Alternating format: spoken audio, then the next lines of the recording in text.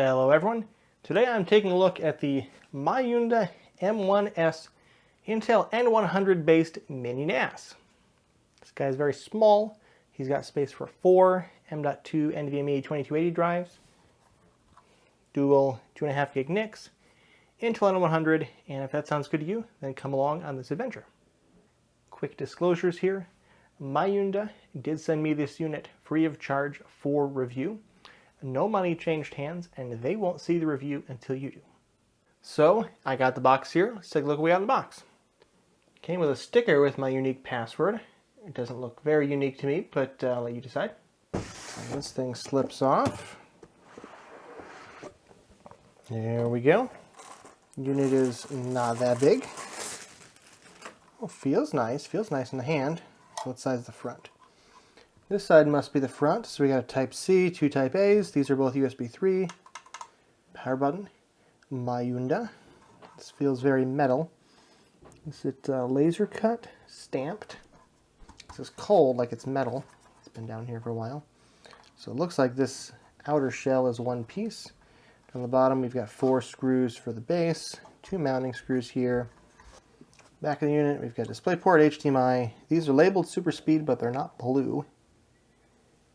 If we look deep in there, there are in fact Super Speed extra contacts. 12 volt barrel jack, so they're not abusing Type-C, I like that.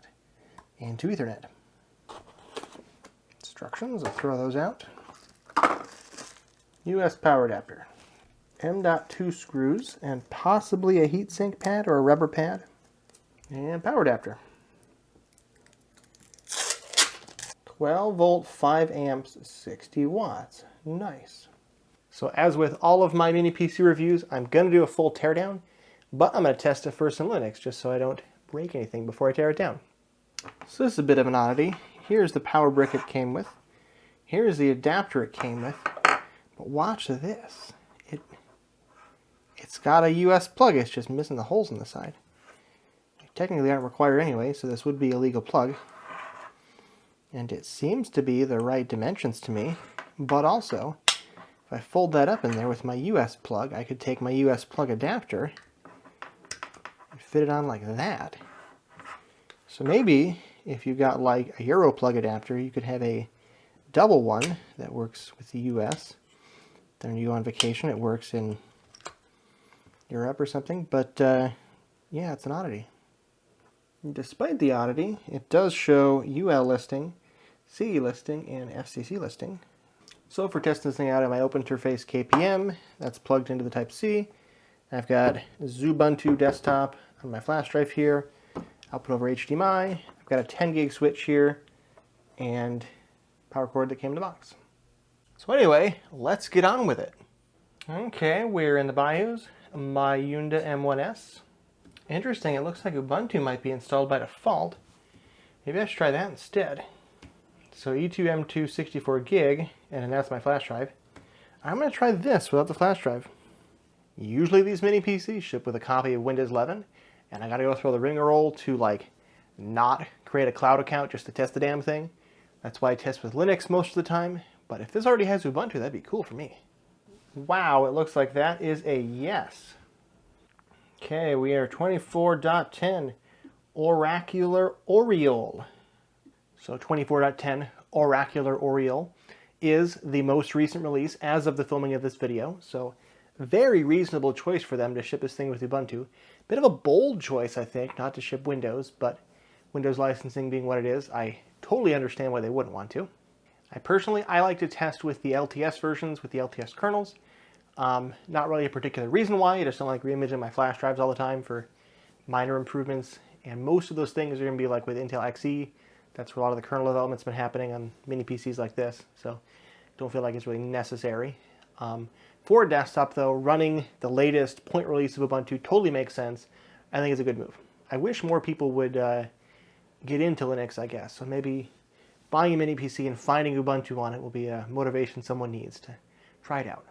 So anyway, I guess I can just use this system now to do my regular debugging. Probably should sudo first. 1, 2, 3, 4, 5, 6. Password from the sticker, 1, 2, 3, 4, 5, 6. The kind of thing an idiot would have in his luggage. Okay, so here is the tree. So in PCI land, looks like we have Thunderbolt 4. Ooh, I'm going to have to test Thunderbolt 4. I love that.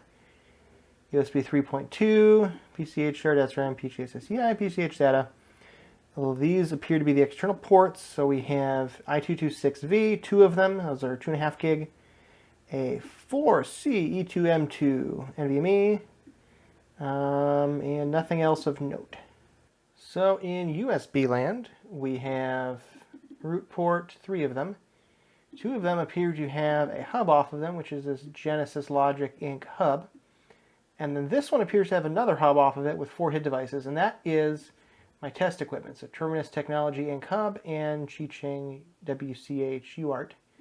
These guys are my emulated keyboard and mouse, which would correspond to these. So these hubs here, 480 meg hub and 5000 meg hub, this is the hub they're using to get 4 USB-A ports off of the N100. Yeah, just making sure it is an N100. That's what I thought. So the N100 doesn't have much I/O to speak of. It's a very minimal little chip. So a lot of these mini PCs differentiate themselves with how they use those 9 PCIe lanes and those 2 USB ports. So these guys have added a USB 3 hub and a USB 2 hub, which totally makes sense for their USB ports. One thing I guess people don't know a lot is that USB 3 and USB 2 aren't actually backwards compatible. In fact, USB 3 only uses the USB 3 data lines. It doesn't even touch the USB 2 ones. The only reason that they are actually backwards compatible is because the USB 3 spec says all USB 3 compliant devices shall implement a full USB 2 feature set as well, separately. So a USB 2 hub for the USB 2 ports, USB 3 hub for the USB 3 ports, and then one left over that's our Thunderbolt port, which should be this front one right here, because there's no Type-C on the back. So now I get to test that Thunderbolt interface with my Thunderbolt cable. So I got Thunderbolt cable here. This is 40 gigabit USB. I'm going to plug it in between the Type-C port on the Mini-PC and the Type-C port on my MacBook Air, which also supports Thunderbolt. When you connect 2 Thunderbolt devices together, they magically create a Thunderbolt Ethernet bridge. So I'm expecting that bridge to pop up, and we can try to see what the bandwidth is. New high-speed USB device using XHDI HDD, MacBook Air, CDC Ether, EMP3 and EMP2 are our 2.5 gigs. I guess it never actually says it has Thunderbolt anyway, so I guess that makes sense. So I guess the BIOS is somehow advertising Thunderbolt is present. Linux is bringing it up, but it's not actually connected. So we get USB 3 instead of Thunderbolt. Wow, they really go wild with Snap over on Ubuntu. Not a huge fan of Snap packages. In fact, I pretty hate them. As for the drive, this might be a 64 gig. It seems a bit small for 64 gig. 57.6 gig NVMe M1. That is this guy here, 4C E2M2 NVMe SSD. He is running at 5 gigatransfers by 1, which is also the link cap of his SSD. That's very low. That is PCIe Gen 2. I226 here, he is also running at Gen 2 by 1. So as for PCIe bandwidth, there's the internal SSD, which is only like 57 gigs. That is connected at PCIe Gen 2 by 1 lane, 5 gigatransfers per second. So that is about the same as SATA. It's actually slightly lower than SATA. SATA is about 6 gigabits per second. So that's not good for the internal SSD. That said, I do want to see how many more M.2s we have available to see if they could have put those lanes to use somewhere else. The 2 Intel I226V 2.5 gig NICs are both connected at PCIe Gen 2 by 1 lane each. That's again 5 gigatransfers per second, which for a 2.5 gigabit NIC is perfectly adequate. It doesn't need more than that. So I want to see where the rest of our lanes went, because there should be 9 lanes on the N100. This accounts for 3 of them. So where did the other 6 lanes go? And I guess we'll figure that out when we take it apart. So with that out of the way, I got 4 mounting holes. I got 2 threaded holes you can mount stuff with. So let's get right in here. This is a little bit on the warm side after running, doing hardly any work, by the way. But I mean, it's not hot to the touch or anything, but it's a little bit warm. that's where those PCI lanes were going. M.2s. Well, we got 2 layers here, so maybe I should put some M.2s in, and then we'll boot it up and see what that PCIe topology is like. So I've got an assortment of M.2s. Some of them are Gen 4 and some of them are Gen 3, but I already know the N100 can only do Gen 3, so it doesn't matter.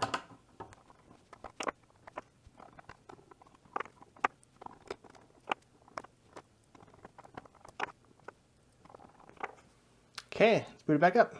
So while this thing boots back up, I don't know how much bandwidth these guys are going to get. That's what I'm checking to see. But I do know it's got to be less than PCIe Gen 3 by 9 lanes, because that's how much the N100 has. I also know I've already accounted for 3 different things, all of them at Gen 2. The 2 Intel i226V NICs and the internal 60 gig or so NVMe SSD. Now that should leave 6 lanes left. So do they do by 2 by 2 by 1 by 1?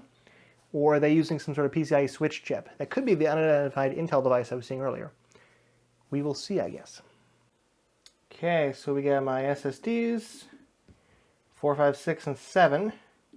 Okay, this one is one of the 980s. He is running at 8 gigatransfers by 1 lane. Next guy, he's also doing 8 gigatransfers by 1 lane, 8 gigatransfers by 1 lane, and 8 gigatransfers by 1 lane. So it looks like they're doing PCIe Gen 3 by 1 lane to each of the 4 NVMe slots. Now that's 8 gigabits per second, which if you're using this as a NAS is not that bad, considering it's a 2.5 gig NAS.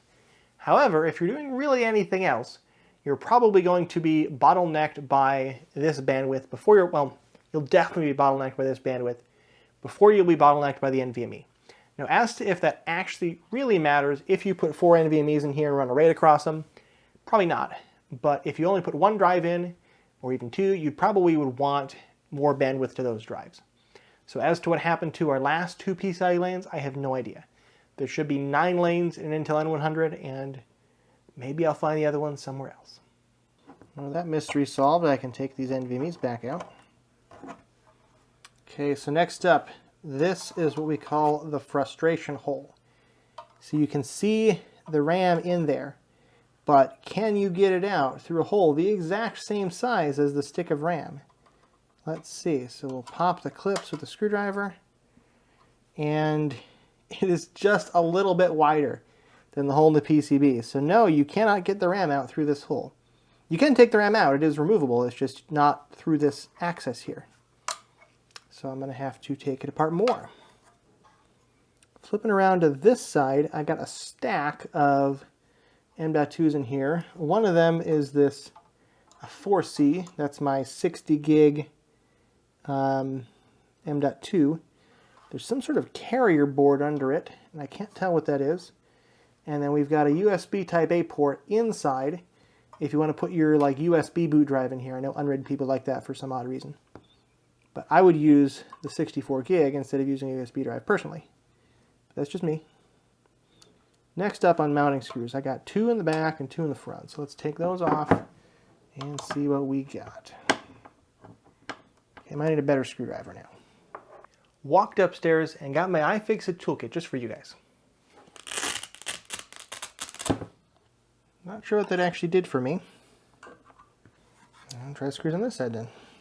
Okay, now the board just wiggles, but board don't come out. So what holds board in? There's some board here. It's board here. I'm very confused. I have no idea how this is assembled. It's confusing me. So if you guys can see in that slot there, got the backs of all the connectors that are on this side. But then on this side where I have the power button, USBs, and the Type C, it looks like there's a board that goes vertical here. Oh my god, there's a little tiny screw in there. I better not have to get that screwdriver in there. Let's try that. Looks like a number 0, maybe even smaller.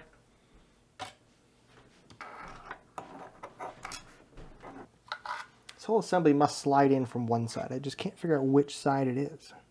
Nope, that's not working. There's no seams in the case. It's all smooth all the way around. No idea how anyone would ever be able to get this thing in and out. Why don't I try taking the RAM out again? So the RAM does not fit, but I can wiggle it out in place, and then I can play like Jenga. Get the RAM out. Okay, RAM is out. 8 gigs, 4800 mega transfers, perfectly fine. It's only one channel, obviously, because the N100 only supports one channel, so that's all we would expect. I still don't see a way to get this thing out. I also don't see what this riser card is for, so maybe I should take this out next. Up, I got a flathead. Here is the internal memory card. Looks like that might be a Wi-Fi key, so I wonder if a Wi-Fi card would fit in here. So this carrier board is connected to another M.2 slot, which faces the other way. Let's see if I can get a good view for you guys. There's an M.2 slot in here where this is the screw for it, and this makes it a right angle. So, guessing that's adapting this memory card slot to a Wi-Fi slot in there. Okay, there's the adapter board. Let's see if it'll focus. So that looks like an M key. And what key is that? Okay, that's an E key. So this is a Wi-Fi slot. If you have a 2230 Wi-Fi card, you could take this adapter out and fit a Wi-Fi card in there. Not that you'd have any antennas, but that's an interesting design choice. Now I still haven't figured out how to get this thing out of its case, but I'm getting closer, I feel like. So this is a ribbon cable and that's a ribbon cable. So it looks like they're bringing PCIe to this top board with this golden ribbon cable here, which is an interesting design choice. Oh, I still got the whole cooling solution in there. That's what's tripping me up. There's still a whole heat sink, and I don't even know if there's, I think there's a fan in there. I cannot tell if there's a fan in there. This wire goes to the upper board for a battery, I think. No idea if there's a fan or if it's just passive. Sorry for any disappointment. This is as far as I'm willing to take it apart. So I really cannot figure out what happened to the extra PCIe lanes here. So this is an Intel N100. This should have 9 PCIe lanes. I've accounted for 7 of them. So we have the internal M.2, which comes on a carrier card to put it in a Wi-Fi slot, which I think is an interesting trick. I definitely like that they've included this tiny SSD. It's great for a boot drive. I mean, I'd rather see like eMMC. If you're just doing an operating system for like TrueNAS or Unraid or something, you don't need that much space. You need enough space to have a couple copies of the kernel and things like that, your boot partition. Proxmox could be run the same way, or it could be run off your data drives. There's that built-in USB key, which I assume is for an Unraid drive. That's all I can think of you use it for. So overall, given the power and the bandwidth the N100 has, I mean, a lot of people will probably be disappointed to see PCIe Gen 3x1, 8 gig transfers per second. But if you're actually putting 4 drives in an N100 system, you are not going to be able to make use of a whole lot more bandwidth than that. You have dual 2.5 gig NICs. The N100 is not a very powerful CPU. You have single channel memory, so your I/O bandwidth is not that high to begin with. So basically the big selling point for this guy is the price. So it's currently listed on Taobao for 888 yuan, which currency conversion translates to about 125 US dollars. As of the making of this video, of course, currency conversions change, plus shipping, etc. I've seen it advertised by other English language sites as a $150 NAS. So $150 for this thing. It's got an Intel N100, which is not a great CPU, but it's very popular. There's lots of mini PCs built around the N100. It's got dual 2.5 gig NICs. It's got some display outputs. It's got USB. It's got plenty of stuff. Comes with this little tiny 64 gig, 60 gig M.2, which is not terrible. I think it's a fine value for 150 bucks.